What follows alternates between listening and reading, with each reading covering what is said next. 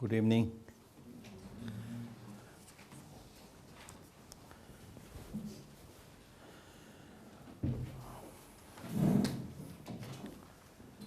Tsongkhapa, in his three principal aspects of the path, says, if you do not have the wisdom, understanding reality, or understanding the way things are, even if you possess renunciation or bodhicitta, you will not be able to cut the root of samsara. Nelu tobe hira mendena ngenjung changju semla gomje sibe zawar chuba minuwe teje tende tobe tabla base. So therefore he says, therefore make effort in realizing dependent arising. This is the interesting part. One, he says, unless you possess the wisdom, understanding the way things are, even if you have renunciation, bodhicitta, you will not be able to cut the root of the samsara. So therefore he should actually say, therefore you will not be able to cut the root of samsara, therefore make effort in realizing emptiness. So instead of saying that, he said, therefore make effort in realizing dependent arising. So that is the point we need to understand. Dependent arising. As I explained earlier, emptiness is not equal to nothingness. Emptiness means empty of independent existence. So, emptiness and dependent arising, these are the two sides of the same coin. If this side is emptiness, then we say it's empty because things are dependently originated. Because things are dependently originated, therefore there is no independent existence or empty of independent existence. But the way to understand emptiness is not directly reflecting on emptiness, but the way to understand emptiness is by understanding the dependent arising. Because things are dependent on causes, conditions, the name which gives the designation, therefore there is no independent existence. Gyudanche mangbojil teni chungwa yinzang, gyudanche la madhube yomares. Rangshin jituba yomares, rangshin jituba mebatila tungbanyis. Tadi test yangsi samlutangor. You need to tax your brain a little bit and think about this or play this game a little bit. Then it will become very clear. Normally, I have met many Western students, or not necessarily Western, others also, who, as and when they come on the topic of emptiness, it's so difficult. Emptiness is so difficult. Then the Tibetan Lamas also sometimes, they also agree, it's not easy for you to understand. I have the knowledge, but for you it takes a long time. Sometimes, not intentionally, but there is this kind of tendency. But I slightly disagree with that. Because just to get some idea what this emptiness or lack of inherent existence is not so difficult. You'll get some sense, some idea. If you do a little bit of thinking, you'll get the idea. The actual realization, yes, of course, extremely, extremely difficult. But some rough understanding, it's not difficult because we can say this does not exist by itself, it is dependent on causes and conditions. Therefore, it does not have independent existence. That's not so difficult to understand. That is emptiness, rough understanding. But then in terms of our actual implementation, practice, or making an impact on our life, that is Extremely, extremely difficult. Like, for example, understanding impermanence. Whatever came into being will die, will disintegrate. That's not so difficult to understand. But to apply it in one's life, that I am going to die any time, and remembering that all the time. Similarly, realizing that transient state on other objects all the time, that's difficult. Because as and when you see something attractive, something nice, something you like, immediately it's a big projection, existing as if existing permanently, as if existing independently. It will stare very strongly in your face and you will be overwhelmed. So that's difficult. But to get rough understanding is not so difficult, at least according to my understanding. So what we need to do is we need to make some effort to get this rough understanding. Because when you get this rough understanding, then at least you will get this experience, oh, this is really true. And with this rough understanding, you will also be able to come to the conclusion, yes, by this wrong idea of seeing things as having inherent existence, we do get into trouble. You will get that idea. So then when you make your mind more and more habituated with this way of thinking, then next time, whether there is a success or there is a failure, you will not bother much about it, because you have understood the way things are. You have understood the reality. But normally when we don't have this understanding, when there is a good news, we get so excited. Oh my God, we will start walking on the moon, Oh, it's good news, I won the lottery, or I passed my PhD, whatever, You're over the moon, so you get so excited, you see. Not realizing that bad news is waiting for you. And when you get some bad news, experience failure, you get completely deflated. The balloon gets completely deflated, dejected, push on. There's tubdi pujam gubara. Jagar labgyo gubara full jadas. Riri chan ve. Ne keja khela ma che. Ngodi yungu do adi chimena lola. Top kosa tes ye onja tes ye ming tes ye ngu tes and des dodan rek mare. Des ya nam la tegre de. Ni re ngone re. Ta dusu hira me de ne ke nyom chunga da ning ji laso kumo se ga je nyom chung. Ta ko sam tek re sangma so mere tek re yoro. So that's the thing, you see. So therefore, what this teaching teaches, if you understand this reality of impermanence, suffering, lack of inherent existence, and so forth, you will not get too excited so that you will explode. Or also you will not get too dejected that you will get completely deflated. And because of that understanding, you will be able to lead a life which may not necessarily be very, very colorful, but you will be able to lead a life which is stable, steady. The ordinary life based on lack of information is very colorful. You have somebody to fight, you have somebody to laugh, Just watch any movie, Indian movie or American movie, It's very colorful. That's a depiction of our ordinary life. And what makes the ordinary life colorful is basically two things: food, sex, violence.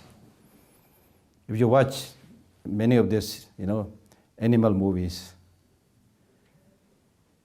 either on National Geography or Net Geo or whatever, that's what you will see all the time. The animals are fighting for food, for sex, and things like that. And human beings are not so different. It's nature, that's the way things are. So if you lead that kind of life, competition, fighting, whatever, then life looks colorful, You have so many friends and relatives to walk around, then having all these beautiful gadgets carrying around looks colorful, you see. But these colorful things will not help you when you are in big trouble.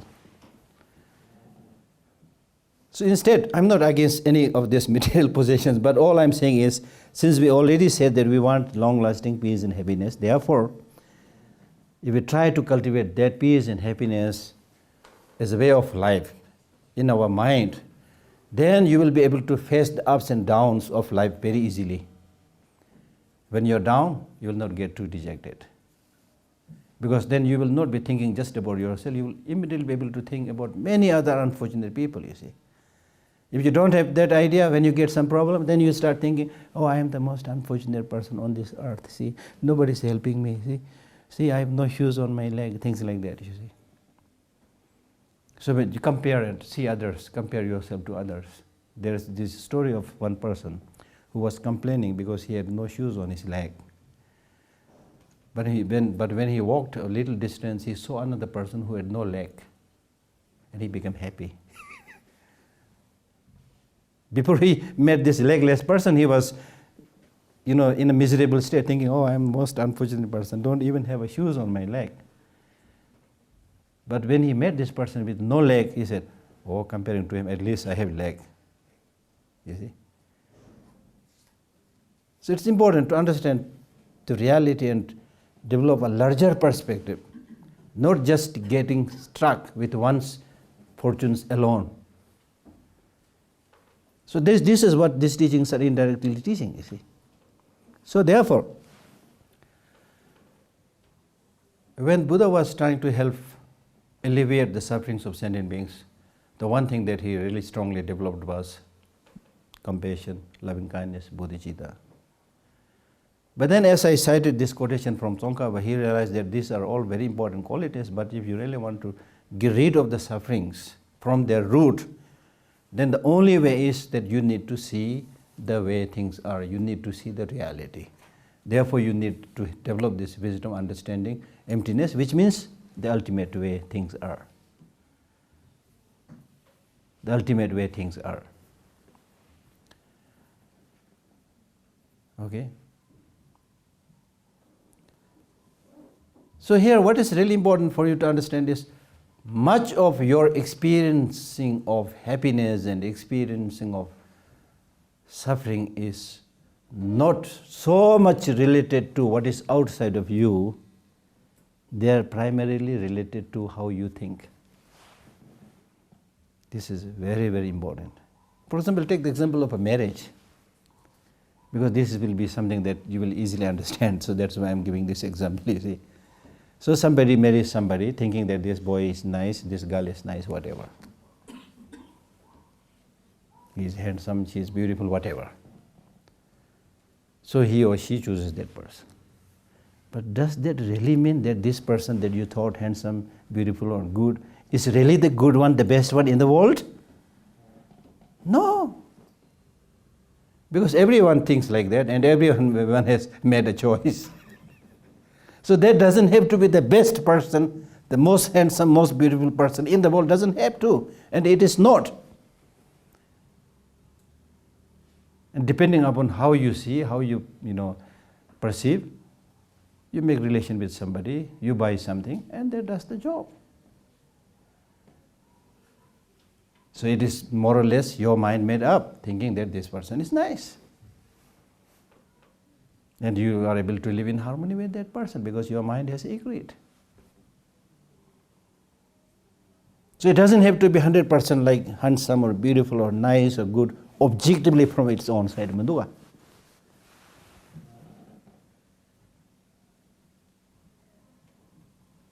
Even when there's nothing you can get fear, you develop suffering. For example, if your eye is not so good and you see a dark, small tree, and you thought there is a ghost, There's no ghost, it's a small tree.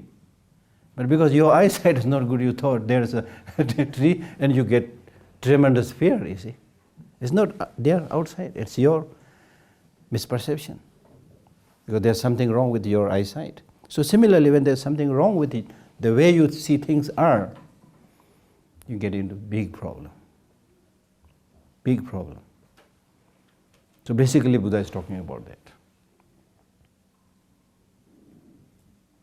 So therefore, we are studying this text. So today being the last day, we should finish this.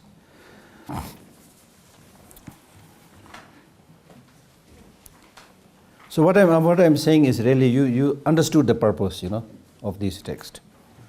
Is to get rid of many of these sufferings and problems and difficulties, which is very much dependent upon how you perceive things. In other words, there is a gap, there is a bridge between appearance and reality. If you understand this, you will easily understand the concept of emptiness and so forth. There is a gap between appearance and reality.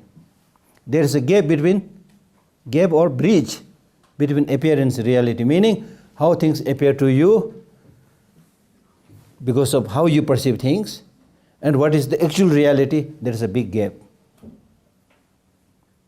Okay? Normally, the problem is we go after appearance. We have no time and no wisdom to see the reality behind it. So we just go after appearance. This person looks nice, so you go after that. You get in trouble. This house looks nice, you get into trouble. Go after that. Maybe something wrong there, you get into trouble. So it is in this way. I'll give you another example. These are important for practical implementation. Even when you do the shopping, go to the market, especially in big cities, when you go to a mall, you get cheated because you go after appearance. The reality is something different. The shopkeepers know this very well. So they will improve the appearance, the package system, you see. Whether you buy a mobile or buy a fruit juice, look at the package. Colorful package. What the thing inside, the fruit juice may be 10 months old. But you go after appearance. Similar is the way when you marry, you go after appearance. So in the shop, the problem is everything is arranged so nicely. And you enter the shop. And they had created everything in such a way that you will be, very soon you will be completely like duped into that atmosphere. First you enter into the shop, you're not so sure, at least mentally you're not prepared what to buy, what not to buy, but once you enter the shop, the way things are arranged looks nice, And each of the object almost is saying, please buy me kind of appearance, Then somebody goes ahead of you, takes that basket. Then you also start thinking, oh, I should also take the basket. Now you can't just take a basket and walk all the time with an empty basket. You need to put something, you see. Then you go a few steps further, then they say, buy one free. Oh, I don't need to, but maybe I can give this to my friend. So in this way, you get, so there is a thing called shopping coma. Once I was flying from, I don't know, America or Germany. In the aeroplane, I was reading a magazine where I read this thing called shopping coma. I said, this is very true. Interestingly, later on, I was reading a Buddhist text. That same thing is there, Tumsi. The word, I found that word in a mind training text called Tumsi. Tumlachine Siva. Rasi, any consumption, Susa Rasi Bahagomar, Rasi, Dinchimujachangomar, the Sia Babuyor. So I read the same thing in the ancient Tibetan text, market intoxication. You see? A clear indication that you experienced that shopping coma is that then, as I said, you keep on buying things, okay? Not so sure how much money is there in your plastic card, but still. This is another, okay, I'm digressing too much, but you buy a lot of things, then you come back, come home. When you start unpacking everything, then you come back to senses. Oh, why the hell I bought this one? Have you had that kind of experience? There are more things to say about this, but I'm digressing too much. So anyway, stop there. So what I'm saying is, in this way, we can be easily cheated. That's my point. By the external phenomena, by the relationship, by the weather, whatever, you will be cheated if you just go after the appearance. So instead of getting completely carried away or distracted by the appearance, you take time to find out about the reality behind the facade. If you live your life, this is what this teaching is saying, if you live your life in accordance with the way things are, in accordance with the reality,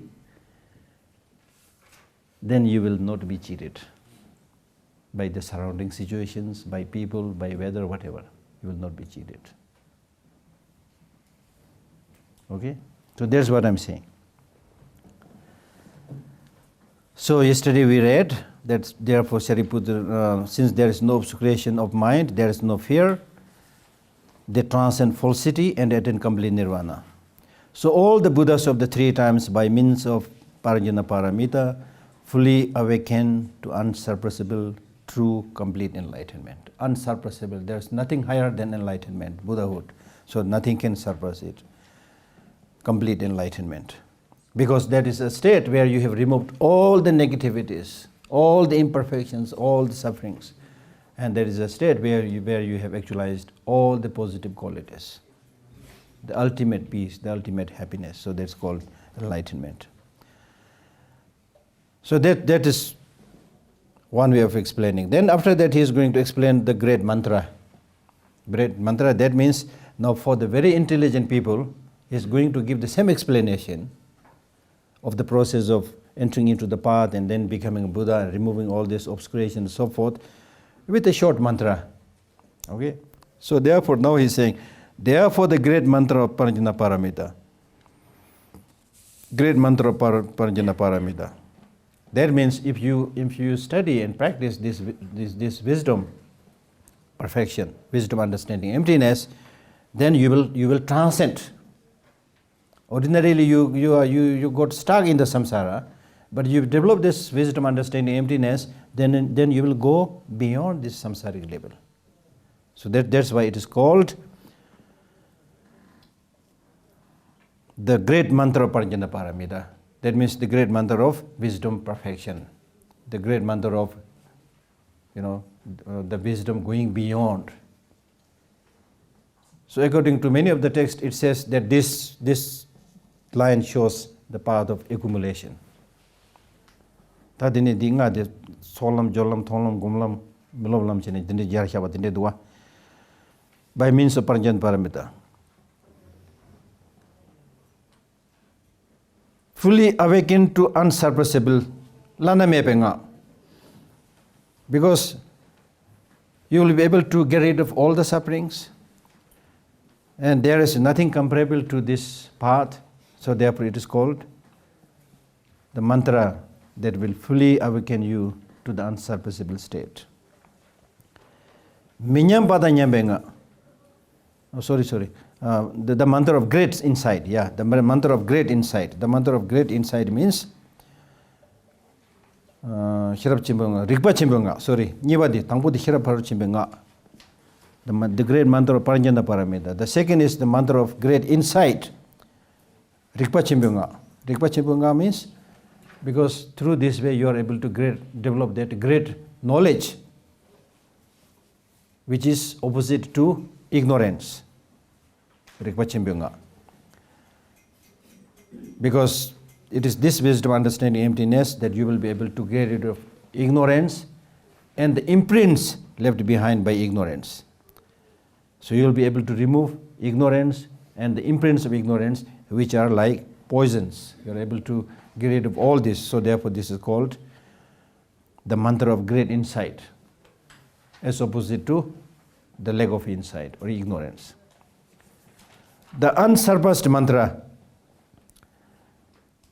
This is called unsurpassed mantra because this has the capacity to remove all the sufferings. There's nothing comparable to it. Like there are many other great qualities like bodhicitta, renunciation, but the capacity of removing suffering or afflictive emotions is not there with these other qualities. Okay? So the unsurpassable mantra. The unequaled mantra. That means if you develop this wisdom, understanding, emptiness, you will be able to move from an ordinary equal state to an unequal state. The ordinary state of samsara is an equal state which everybody shares. So through this way you will reach this unparalleled, unequaled state of enlightenment. It could also probably refer to nirvana also.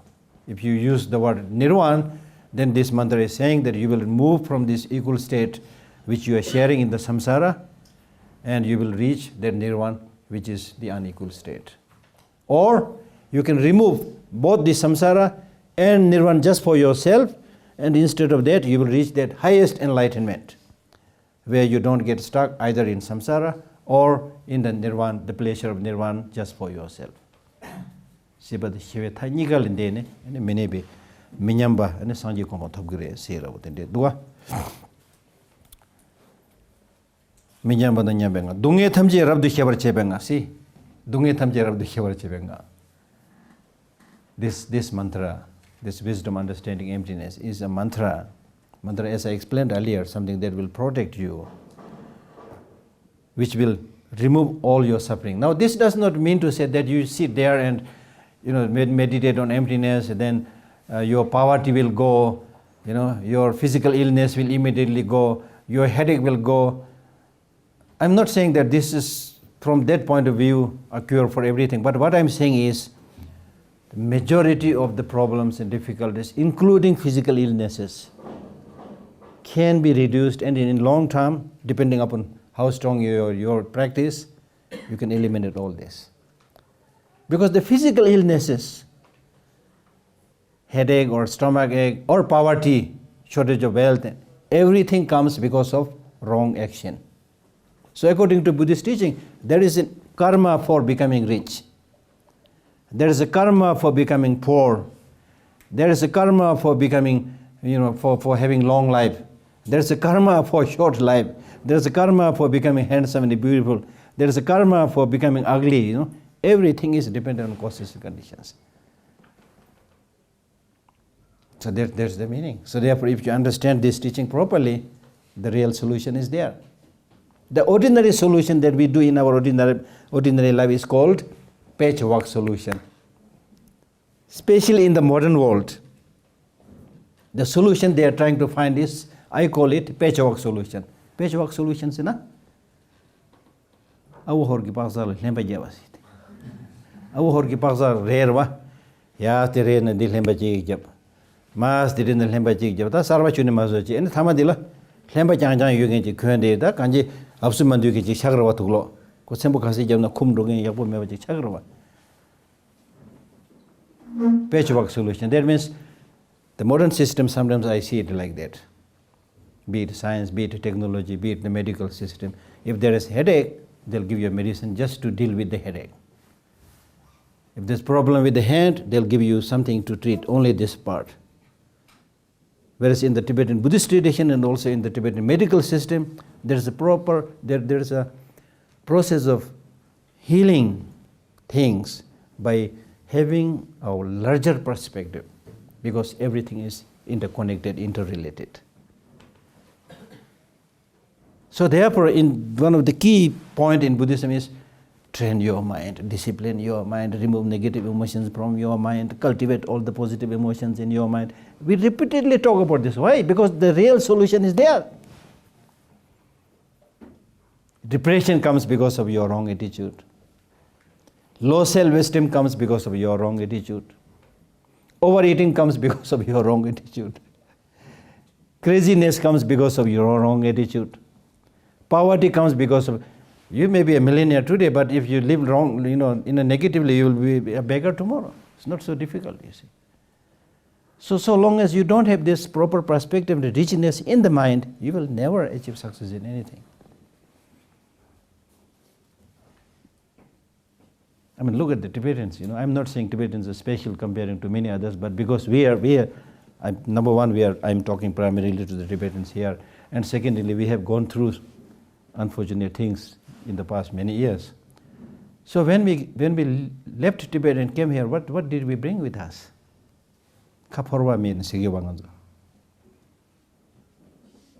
Nothing.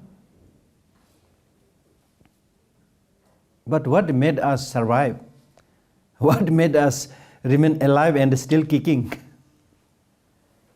Primarily because of His Holiness Dalai Lama, because of the great teachers who had this inner resource, insight, stamina. And then secondly, the rest of the Tibetans also have, despite of the fact whether they are literate or illiterate, but they have this wonderful culture of Buddhism. These days I'm correcting, we are going to publish that the Tibetan version of Freedom in Exile. So this day I'm just proofreading those things. So I was reading like how much His Holiness, faced difficulties when Tibetans came, and then, sending kids to the school and then finding a place for them to live. I mean, you should read those things again and again.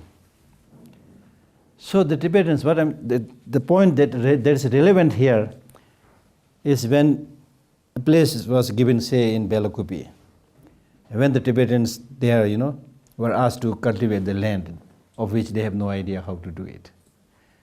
So when they started doing this, many of the Tibetans, they went to His Holiness and said, His Holiness, we will not be able to do this. This is very difficult. Not in terms of physical hardship. They are not saying this in terms of physical hardship, but they are saying if we excavate the land, so many insects will be killed. Imagine. They should work on so many insects will be killed, you see.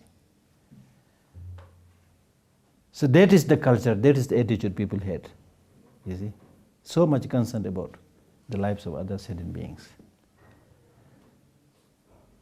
So because of this inner attitude, you see, and then having a good leader like His Holiness, we not only survived, but now we are able to preserve our culture, our religion. We are also able to, flourish in exile, and also of some benefit to other people also. So your money will come, your name will come, your fame will come. Whatever you want to achieve, you will achieve if you have this internal stamina.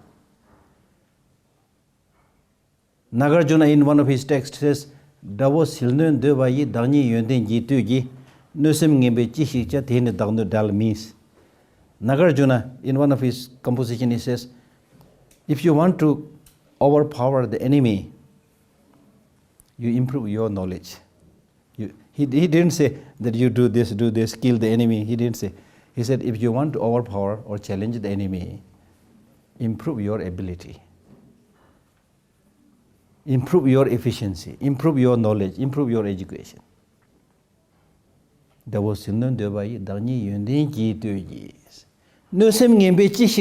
use of ill will towards the enemy? He says. Exactly what His Holiness is saying all the time. Because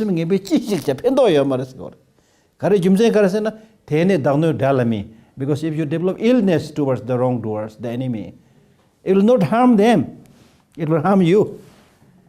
Because you are developing this illness in your mind. Now, for example, right at this point, if we all start talking about the bad treatment that the Chinese government has done in the past, how many temples, destroyed, how many people killed and so forth, I make a, very fiery speech, and then you also join me, and then we bang the table, get very angry here.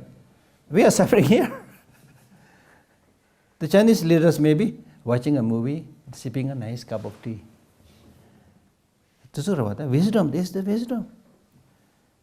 And then if you look at the world history, or the success of a particular project, success of a particular family, the success always is because the members and the teams are working hard, doing their job. The failure is, again, always because the member of that particular society is not doing their work. They are only complaining, not doing their work. In the very beginning, when we came into exile, His Holiness managed to bring some money. Then he wanted to make money from there. He started this paper factory in Seoul, which I visited. And also they started the Changdung soda. They all failed miserably because people were not doing their good job. So in the future also it will be like that. If we don't do our job, we will not only fail, but fail miserably. Because we cannot just recline on His Holiness the Dalai Lama all the time. You see. So these teachings are teaching those things, practical things. It's not saying that, okay, you study Heart Sutra, go into the forest and then close your eye and sit there.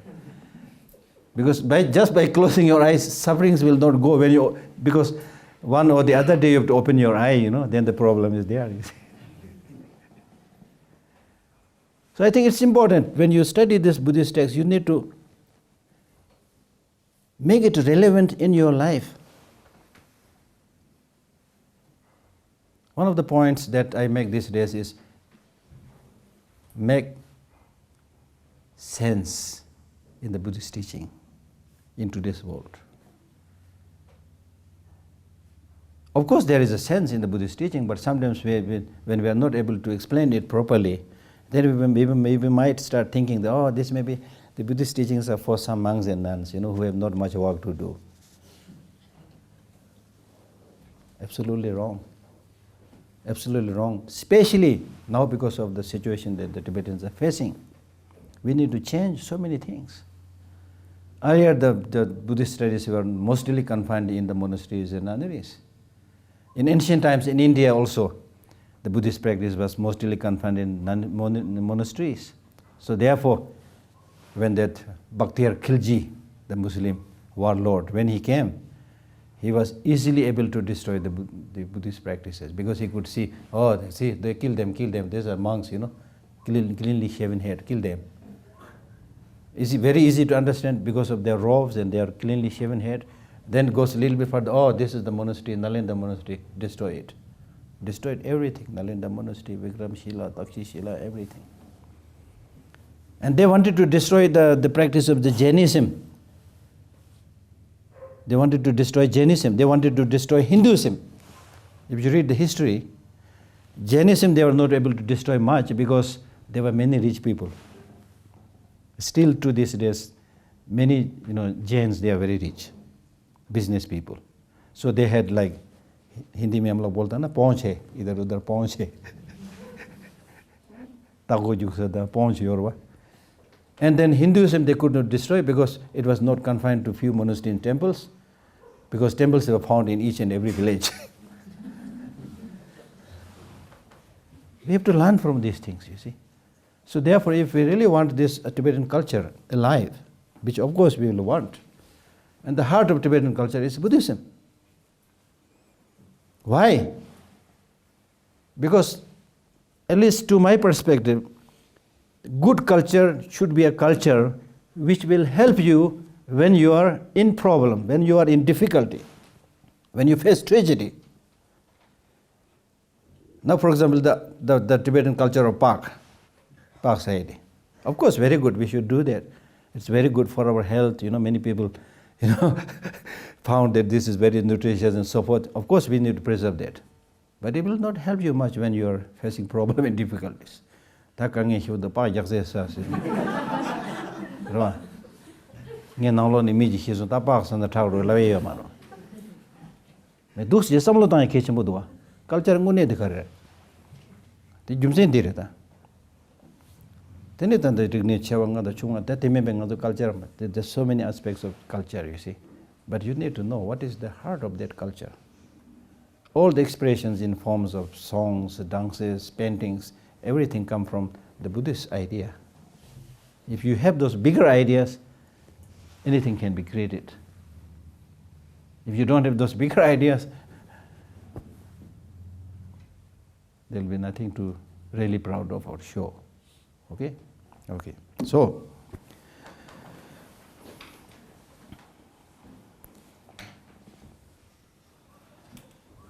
the mantra that calms all suffering should be known as truth, since there is no deception. There is no deception. As I said, appearance and reality. If you go after appearance, there is deception. Now here we are talking about not going after appearance, but going after reality. So therefore there is no deception. Even your best friends, relatives, money and other things will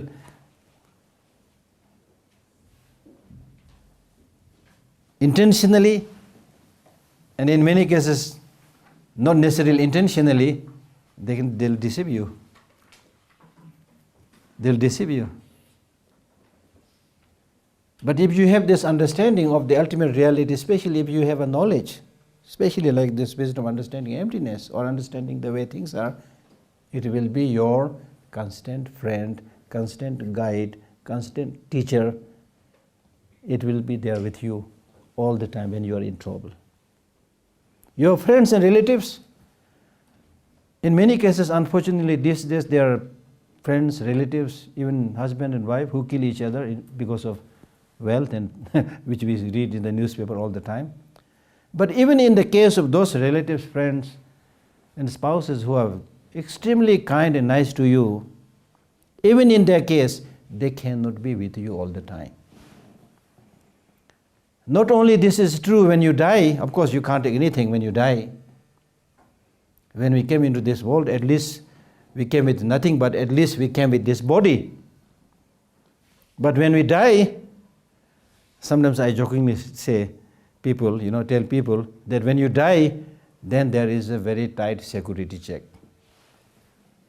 I don't know who is doing that security check, but they'll say, okay, your body is not allowed, leave it behind. You may be hiding something there. So when we die, we cannot take even this body with which we are born. Of course, then at that time we can't take anything except the mental habits, good habits.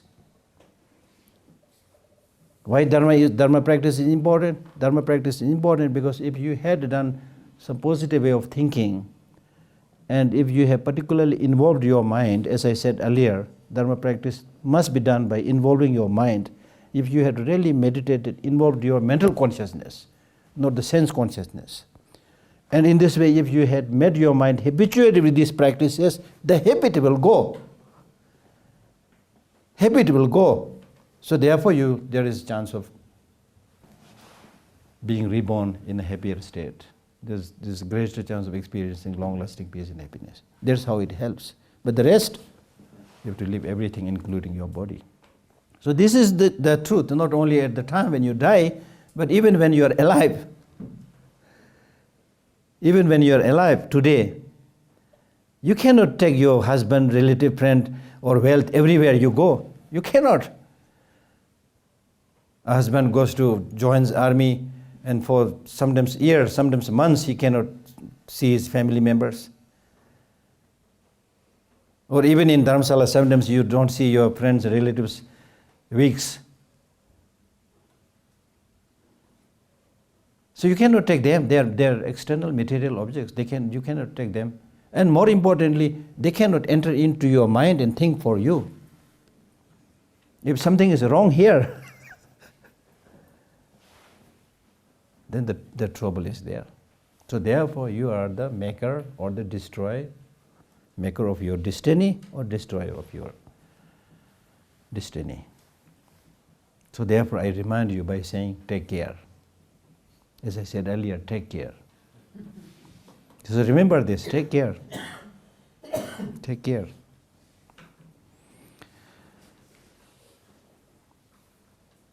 Since there is no reception. So this mantra that he highly spoke about is this one. The Paranjana mantra is said in this way: Om Gati Gati Par Gati Parasam Gati Bodhisoha. The Paranjana mantra said in this way. Now here again, this translation I just picked up from the computer, so I didn't get time to check the authenticity, but normally we have, just before this we have Om Tayatha Gati Gati. Tayatha Om Gati Gati Par Gati Parasam Gati Bodhisoha. This word Tayatha, it is like this, has a big meaning. I mean, we don't have much time to explain it, but it is in this way basically saying that the Avalokiteshvara or whoever is discussing this, they are saying that I'm giving you this teaching because I've seen the truth and reality of this. So therefore it is in this way that you can help yourself, if you understand this view of emptiness. Tayatha. It is in this way. In other words, he's saying the middle way is this way. Middle way is this way. If you want to put an end to suffering, then make sure that you understand the emptiness, and make sure that you do not fall into two of the extremes of nihilism and extreme of eternalism. So the middle way is Tayatha. It is in this way. Then you, in many of the texts you will find Tayatha Gati Gati Par Gati Parasam Gati Bodhisoha. The word Om will not be there. But many authentic texts, they say Om must be there. Tayatha Om Gati Gati Par Gati Parasam Gati Bodhisoha. Just as we say Om Mani Pe Me Ho, Om Bejar Guru Pe Maside Ho, Om Duga, Om Nengar Jingodens. This mantra Om is the leader of all the mantras. So the leader must be there, number one. Number two, more importantly, the word Om symbolizes the person. Person. Symbolizes the person. Pena duksirwa. Om Swabhava Shuddh. Sarvadharma Swabhava Shuddh. Sanskrit signature Om Swabhava Shuddh. Om Swabhava Shuddh. This word Om is a combination of three letters. A O Ma. A O Ma. The word Om, when we say Om, it's a combination of three letters. A O Ma. So these three letters symbolizes your body, speech and mind. So with this it is referring to the person. Om means person who has this body, speech and mind. So this meaning is applicable to all the mantras. Om Mani Padme Hum or Om Benja Guru Pema Siddha. When you recite this, then you should remember this word Om is talking about oneself, the person, the self. So, Om Swabhava Shuddh. That means this person is by nature empty of independent existence. Swabhava se na, aapka swabhav kaise hai seedhe na khire. Swabhav se na nature. The person, its nature is such that it's empty of independent existence. Om Swabhava Shuddh. Similarly, Sarva Dharma. Sarva se na sangma, Dharma se na chu thamji rakhi jitu bedunga. Sarva Dharma Swabhava Shuddh. By nature they are empty of independent existence. Cheta ngai na re chu khemba khari na sangma rakhi jitu ba chega yo mar. Sta tungi gam ke ji do. O dina khire. Om. Cheta tanda de solam, jolam, thonglam, gomlam, miloblam, the five parts we already discussed. So if you want to travel through these five paths and achieve enlightenment, how you should do it? The Om, the person, if the person wants to go from one level to another level and then finally to enlightenment, how should you do it? So that's what he's saying. Om, the person, Gati, Gati, Paragati, Parasamgati, Bodhisattva. So it's basically saying, you go beyond. Go thoroughly beyond and establish yourself in enlightenment. Yamana sosulu duksu. Ngara? Tan doshon Suzuki Madana Digyo Sarva. Tati labde. When we say go beyond, go perfectly beyond and establish yourself in Buddhahood, then the question arises, where am I right now? Then the juk se waro. The juk se tadanga kawadu where you are right now. Right now you are in the samsara. Korwe nang yoro. Then the juk se the korwe ne far juk se waro. That the royal lelo yomarwa. Tambun dundu ki kulung gorwa. American and royal and rolung kundu gorwa. Kulung gorwa. So first you need to develop motivation to go from this samsara. So in order to develop this motivation to go from samsara, you need to understand the defects and the limitations of samsara. Khasang elab saimba. If you are finding full of peace and happiness in samsara, you will continue to stay here. Rawa. So you need to first of all see what is wrong with this samsara, the place where you are living. So once you understand the limitation of this samsara, then you will gradually develop what is known as renunciation. Genjung said. And then you will start realizing it's not only me but others are suffering. Then you develop compassion. So this kind of practice is like understanding impermanence, renunciation, compassion. These are almost like developing the motivation to go. But still you are not going. So slowly when you develop compassion and then finally you develop bodhicitta. Bodhicitta. As and when you develop bodhicitta, then you enter the first path, the path of accumulation. Lamtambuthorada. Then you are going. You are going, but still, it is like running away from the enemy. You are already running, you are on the path, but still, there is chances that the enemy might catch you. So, gati, tangpu chima digomar, gati, yang juk or jao. Gati, yang juk. Dagi mazing sal leva juks. That's solam jolam kala tanda yenga yorwa. Then dagi mazing bachene, di jablol paju, ta tholam chin dan gesareda. Transcend the suffering. When you come directly see emptiness, then you have transcended the samsaric existence. Papa Gadan Nawa the Chivet Dungasene Punks. When you have seen emptiness directly and have entered the path of seeing, then you become an Arya. Then there is no aging, no death, no sickness.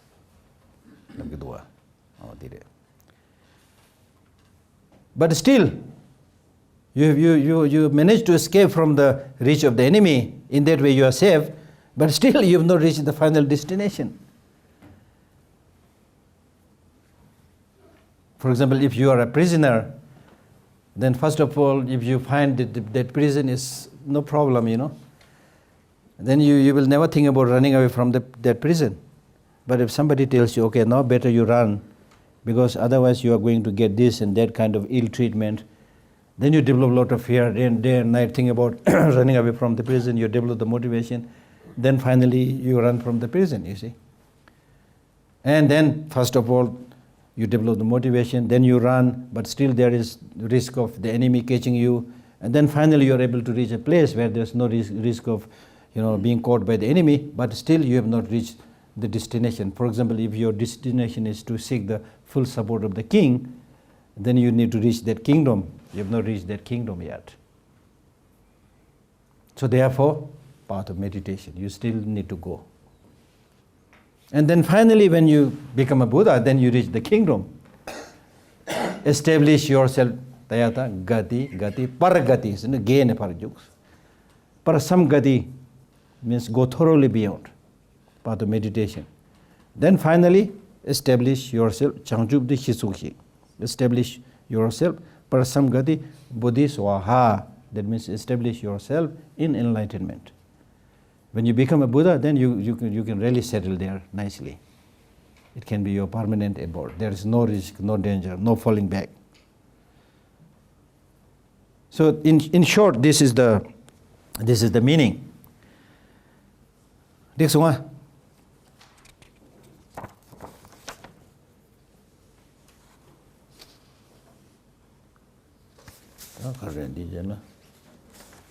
Okay.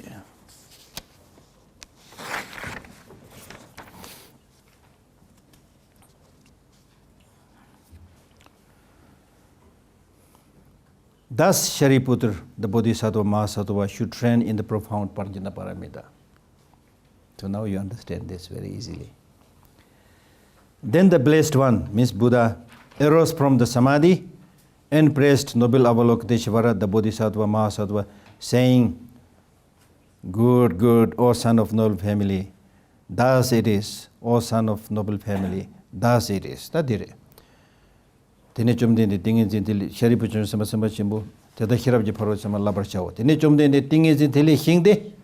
Earlier he was in that meditative state, empowering and blessing Shariputra and Avalokiteshvara to enter into this dialogue. Now he arose from that. Tene chumdene tingin zintili hingde. He arose from that meditative state. Chanjo semba jam papa chine zamanchula. And lexo, that the good, well done. Dialogue the takta chinsung, the he taman diksung sever, well done. Son of lexo, rigipu. Sabajan is onchula, lexo, he chavachine, lexo, rigipu, tedehino, tagaran reda, said tedehinos.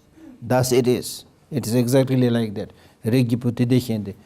Chitarchuji temba, just as you have taught. So what you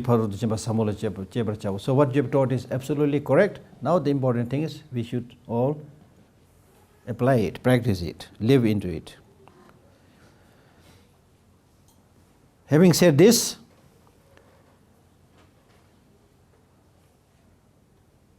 when the Blessed One has said this, Venerable Shariputra and Noble Avalokiteshvara, the Bodhisattva Mahasattva, and that whole assembly and the world with gods, humans, asuras and gandharvas rejoice and praise the words of the Blessed One. Ravata dire. Chumdin dike katsal ne satan de shari do dipu da chanju semba jam phagwa chen is monju da thamje da de khor theda tang. Rava. Hla tang, hla. Gods are said to be those who have their abode somewhere in the celestial space. Hladang, me miss here the people sick the Tata Kandis Ko in a country missing in the some low time Shukchimo you can check the miss Higdua. Tandadi man say Joa, man Yugin, that's the same Yugin, some low Shukchimo Yugin. And then Hale Marchung say member, those who are a little bit lower than the gourds, Ane Tuzulata dear, Lamai. Said Lamai, the demigods. We have loosely translated this as demigods. Demigods are actually gods. But because of their inferior activities, then they are scolded and rebuked by saying, oh, because of your behavior, you are not fit to be in the realm of the gods. Tako mi ti kira mi mai tako kira in sigdo mi mai la mai se do store la mai la re inju chezang ga samsam sipa kolona changa tie chi da thuk tie ri ni do thuk ti du khoma pi se do di la mai se cheve chani mai se membe da odila la mai. And then asura cherwa and Gandharvas, Gandha sena bahut gandagi hai tima se de rahe Gandharvas ne tima sage tima sage ngazo pe de pepe ki de duksonal yora mi ji khesona tene dunda re sur tang do wa odidu ko tisa ta tima sage de cha de tima to sa to go mare tisa smell eaters because their food is smell, so therefore they called smell eaters Gandharva. So they are sentient beings like that, but they all appreciated and rejoiced this dialogue and the Buddha's support. Jigden yirang de, jigden se ta ngara solan jigden se yo wa, jigden.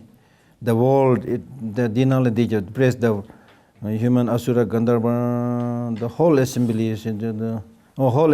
and the world se do world se di tuk se labga cherma to ngazo pepe ki nangjo nal jigden ta ngara soran la labgi yore. Ngara so ki tenji do lu tenji do den jig do gen jire do den jig with dance jigden. Ngana so sigore jigden phungbol ten tak ba khangsa khora raba ene hindu gen jinza ta phungbol ten tak ba khangsa sigore yirang de sina rejoice jigden yirang de yirang jesu yirang chede ta kechimore chidane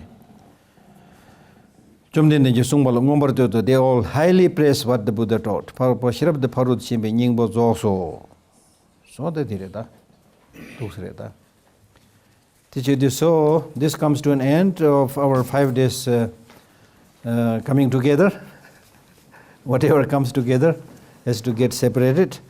Anyway, I'm very, very happy that we have started this small program, and many of you have shown interest, listened, participated, and at the end I must once again say that we should again, just as these great beings have rejoiced at the teaching of the Buddha, we should all the time rejoice, repeatedly thinking, number one, I am a human being, not a dog, not a cow. Some people come to me and say, Geshe, can you please teach meditation? So I tell them, yes, I can teach you, but before that you do something. So today you should do the meditation and think that, you are not a human being, you are a cow. So this whole morning, you think you are a cow or a dog, not a human being. This is your meditation. I tell them sometimes jokingly. The reason is, then you will understand. Then you will understand. If you imagine yourself as a dog, where will you sleep? Where will you eat your breakfast? You may be just going around, but people will kick you, you see. Now we human beings have all these facilities, but still complaining, you see. So meditation is not forgetting the world, you see. It is living in the world. So therefore we should rejoice that I'm a human being, number one, and quite healthy, number two. Number three, we have access to these wonderful teachings. Great teachers like His Holiness Dalai Lama is here. This is the right opportunity to make every effort to get everything that we can while His Holiness is here, attending his teaching, listening to his advice, not just for personal benefit, but working hard to do something visible, something good for the benefit of many others. That is the purpose of life. I mean, When you start doing things, it's not easy as I'm saying right now. Saying is very easy, doing is difficult. But this does not mean to say that you should not start. If you do that, then our visit on this planet is meaningful. If you don't do this, just eat and eat and sleep, eat and eat and sleep. Not so different from animal. Then in many cases we are worse than animals. Animals, as His Holiness always says, the animals, when they are hungry, they kill somebody. Normally they live in good harmony with the nature. Our environment is not in danger because of the animals. It is in danger because of this terrible enemy called human beings. You see? Really horrible what we are doing on this planet. Using our intelligence in the wrong way. And still we call ourselves intelligent human being. If you are intelligent, sometimes I'm tempted to think, if you are really intelligent, then you should at least, you don't have to do too many things. If you are really, human beings are really intelligent, then we should first of all make fresh water available, fresh air available. These are the gifts of the nature.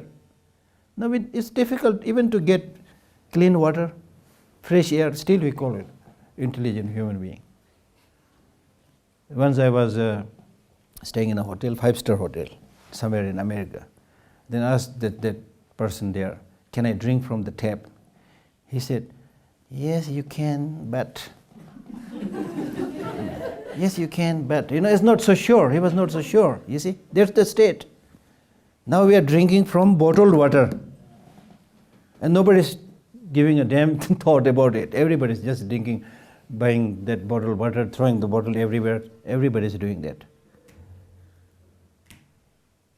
In Tibet, before the Chinese came, water means drinkable. As His Holiness said, I'm repeating what His Holiness is saying. Because our purpose, my job, or anybody's job is to spread the message of His Holiness or Buddha, I personally don't have any wisdom to share.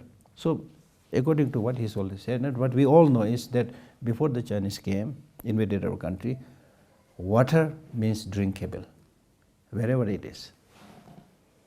Now today, which water to drink, which water not to drink. And then as I said, don't just go after appearance, take time to find the reality. Much of what we are experiencing today is because of the business people. Business people who have no morality, no ethics, their job is only to sell things. Now we are living in sometimes it's quite frightening sometimes. Now we are living in a world where sometimes it looks that everything is for sale. Everything is for sale, including human beings. So very soon, morality will be sold, ethics will be sold, husband will be sold, wife will be sold.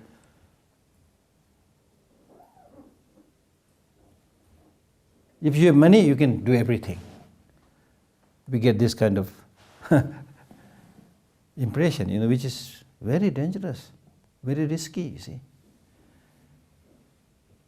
So therefore, it is our great fortune that we have at least access to this kind of great teachings. So it's important not only to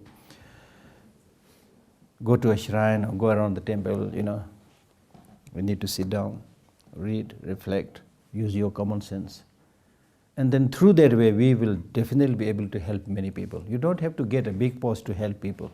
There's so many opportunities. Just saying a nice word, just extending a helping hand, just smiling a little bit, bringing sunshine in the life of other people. All these things can be very easily done.